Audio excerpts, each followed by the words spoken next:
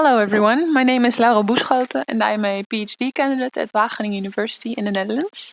This video is part of a series of videos in which we explain the steps to collect samples for chemical and genetic analysis.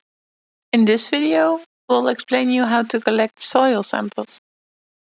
So first, what do you need? Well, either a soil auger or simply a machete, a resistant plastic bag, and Ziploc plastic bags to store the samples. So then, sample collection. You will dig 3 holes within 1 meter around the tree, like shown in the video now. For each of the holes you dig about 20 centimeters deep and collect the soil. This you put on the resistant plastic bag. Then you take out the leaves and small roots that are in the soil and repeat this process for all 3 holes. Once you collect the soil from all the 3 holes, you mix it well, and then you take about 600 grams of this mixed soil as your final sample and you put it in the Ziploc bag. It should be about this much by then.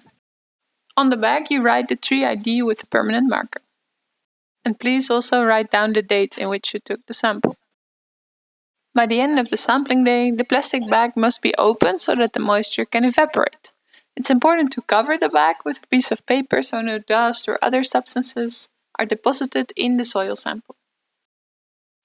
Ideally, the samples should be stored in an air-conditioned room, if available. Otherwise, store them in an indoor dry place with plenty of air circulation around, and leave them like that for at least 5 days, checking whether they are fully dried regularly.